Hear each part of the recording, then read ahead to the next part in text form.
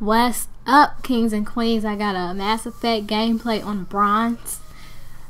A reason why I have it on bronze is because it tends to go by quicker, and the higher the difficulty and depending on your team, a Mass Effect multiplayer gameplay can last between 15 minutes to 45 minutes. And recently, or actually in the past, I did a top 15 Mass Effect characters, and people were wondering why I chose certain characters in the way that I did. So I made this so I could explain in a separate video the reason why I did that. And I think I might make this 2 separate videos. I'm not really sure, but yes, at 15 I had the Shadow Broker. And the reason why I chose the Shadow Broker is because in Mass Effect 1 we hear rumors about this bad Shadow Broker or whatever, and it's like, okay, he deals with people in private and secrecy. No one's ever seen this guy. No one knows where his base is. He deals with people basically through other people. So he sends his agents to other agents, and that's how he deals with things.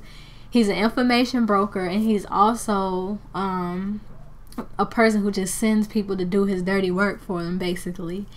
And in Mass Effect 2, not only did we find his base, we broke into his base, killed off a lot of his agents, and we killed him, and then we took over his base. So in that significance, that's the reason why I put him as 15 on the list. Then 14, I put Morinth, and the reason why I put Morinth is because in Asari culture, an Ardat Yachi is considered a demons of the Night's Wind, and they are considered corrupt or a defect in Asari genealogy. And she looks at herself as Asari evolution, like she's the next step in Asari evolution. And her sisters are also Ardat Yashi's, Morinth, and they lived a life in solitary seclusion because of their so-called illness as an Ardat Yachi. But what Morinth did is she embraced who she was, and she set herself free, and that's what makes her significant, and that's why I put her as 14. 13, I have Arya T'Loak. The reason why I put her as 13 is because, come on, she's Arya. She's badass. No one can fuck with Arya. And she even says it herself. Like, she has, like, you know, a lot of people on Omega, a lot of gangs who she controls, and she's the leader of them. And she has all these gangs afraid of her. So when something goes wrong, she call on the gangs, and then they'll be there to her rescue. So she's one that you don't want to mess with, and that's the reason why I put her as 13. At 12, I put Dr. Chakwas. The reason why Dr. Chakwas is at 12 is because, come on, she's the galaxy's best doctor. No doctor can top her. If it wasn't for her, a lot of people would be dead. That's why I put her as number 12. Pop a Ceres Ice Brandy with her, and she's all good to go. And at number 11, I put Jack, because Jack, she's the most, to me, is one of the most interesting people in the game. Like, she's crazy. She had a pretty sad and crazy past, and it's like her past is what makes her so unique of a character.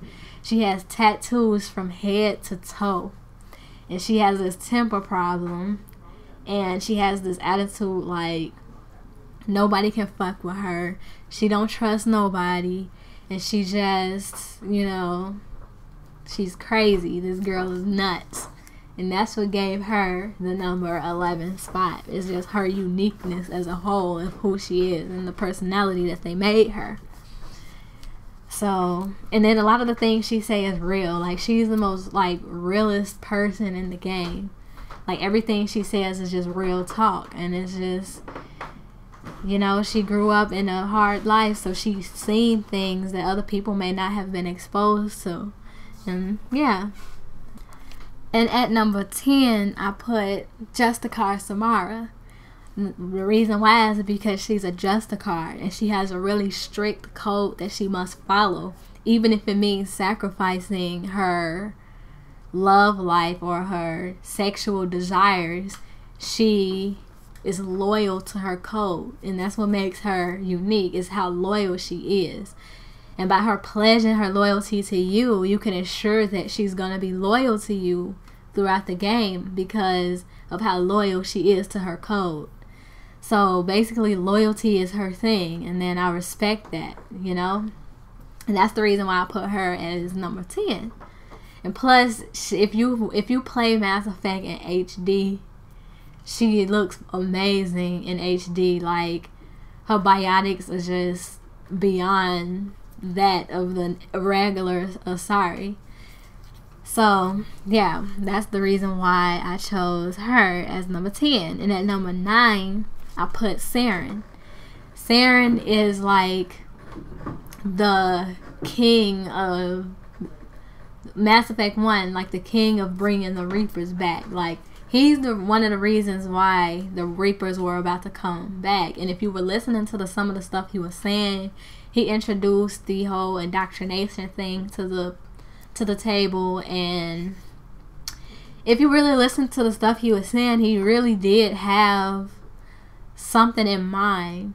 Because if you play Mass Effect 3, the end of Mass Effect 3, that was one of the options to choose to synthesize. And that's what Saren was talking about in part 1. So he had an idea on how to save the galaxy. However, since he was already indoctrinated, it really didn't matter. So that's why I put him as number 9. The significance of the idea that he had with the Reapers, and the simple fact that he introduced the whole indoctrination thing, because he was the first major villain in the video game series to come up indoctrinated. But not only that, but he was also very primitive and very cunning and very precise. Like, he was just smart. He was always one step ahead of Shepard at one point. Always one step ahead. And that's another reason why he's smart, cunning, and he's able to get the job done. Coming in at number 8 was Garrus Vakarian. Now, no one has been as loyal to you in the whole Mass Effect series than Garrus. Garrus has been there since Mass Effect 1, Mass Effect 2, and Mass Effect 3. He's always been there. He never, even when you joined Cerberus, he was like, oh, okay, well, we're gonna do this. Like, he always trusted Shepard. He never turned his back on Shepard. And that's the reason why I put him as number 8. He actually deserves an even higher spot, to be honest, because, like I said, loyalty is the number one thing in Mass Effect. In order to defeat the Reapers, we all must be together and no stabbing each other in the backs.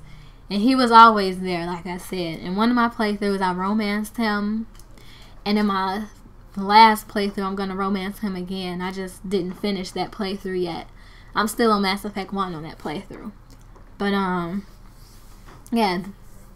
And you can't mess with his calibrations. That's one thing that that he does. It's like, can you wait for a bit? I'm in the middle of some calibrations. So you can't interrupt his calibrations. That will piss him off. And at number 7 is the one and only Legion. Me personally, Legion is my favorite character.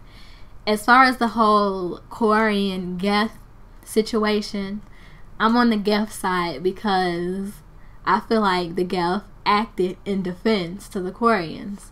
It's plain and simple. What I feel like the Quarians should have did was wait until they attacked to see if they were right. Instead, they attacked assuming that the Geth was going to attack them since they were questioning their existence. The Geth is a machine race created by the Quarians because they were, I guess the Quarians were kind of lazy and they wanted some robots to help do some of the things that they do, basically. And the Quarians got afraid because all of a sudden they were questioning their existence. So they attacked first and ended up losing their whole home world and everything, and they still blame the Geth till this day for that. And I feel like in order for the Koreans to be in the right, they shouldn't have attacked first. That's all that I feel about that. So also Legion, his the way they made his personality is just unique. He's the type of person to correct you when you're wrong, basically. And the way I know this because PC versions found a way to hack the game and get Legion in the beginning of the game, because BioWare originally was going to let us pick the characters in any order we wanted to. But instead, since Xbox 360 doesn't have that much disk space, they weren't able to do that. So that's why we got Legion at the end of the game. Also, if you didn't notice, Legion has some type of fascination with Shepard. I don't know what that is. At number 6 is Sovereign.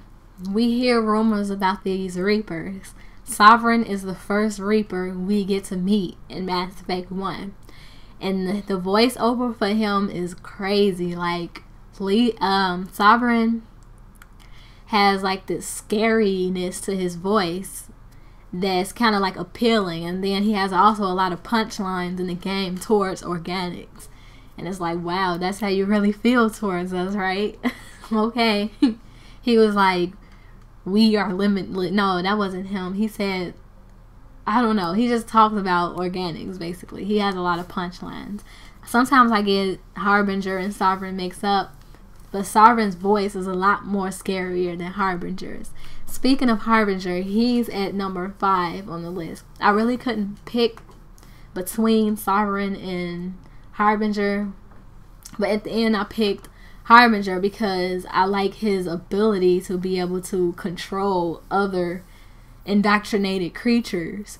So that's the reason why I chose Harbinger. Plus, Harbinger seems to have more of a personality than Sovereign does, which is why at the end of the day I just was like, alright, well, I'm gonna put Harbinger after Sovereign. At number 4 is the Elusive Man, Tim for short or abbreviated. The reason why he's at number 4 is because he has to be the richest man in the universe. Like, he must be like a gazillionaire, if that's even a word, beyond a trillionaire. He's opened a huge business called Cerberus, a pro-human business in the galaxy. And with him, he ended up getting indoctrinated just like Sovereign did. I mean, not Sovereign, I'm sorry. Just like Saren did. And he was, like I said, since he had all of this money, obviously he's got this, like, control mentality. Because that's just people who own businesses. That's the type of mentality that they have, is control. Since he has that as a main personality trait, that's what the Reapers were able to use in order to indoctrinate him. He had this crazy, insane theory that he could control the Reapers. See, Saren, he wanted to work with the Reapers or form an alliance. That's kind of crazy too, but at the same time, to think you can control the Reapers, that's kind of like insane, like insanity. I mean, Cerberus was a good idea in the beginning, but that ended when he got corrupted. At number 3 is the little boy. The reason why I put him at number 3 is because his mysteriousness. Shepard always sees this little boy, even in his dreams. And not only in his dreams, he also sees him as the person talking to you about the final decision in Mass Effect. And it's like, what is this little boy? What type of significance does he have? So many questions. And that's the reason why I put him as number 3, because the unanswered questions about him. Why does he keep popping up like that? And why was he the person to tell you about the final decision? At 2.5 is Javik, because the Prothean, he's a Prothean, and we heard so much about the Protheans in Mass Effect 1 and 2, and in 3 we finally get to meet a Prothean. The Prothean was the first race to come really close to destroying the Reapers, and that's the reason why I put him as 2.5. Coming at number 2 is Liara T'Soni. Just like Garrus, she was there for you since the beginning, since Mass Effect 1. She saved your body from being stolen by the Reapers. She handed your body over to Cerberus so you can be reborn or rebuilt. And that alone is like a lot of loyalty. And plus, she's going to be there for you as the Shadow Broker. So that's why she's number 2. And number 1 is Commander Shepard. He is the savior of the galaxy. Like, come on, he's Commander Shepard. He's the one who destroyed, like, what, 4 or 5 Reapers. And that's the reason why I made him number 1.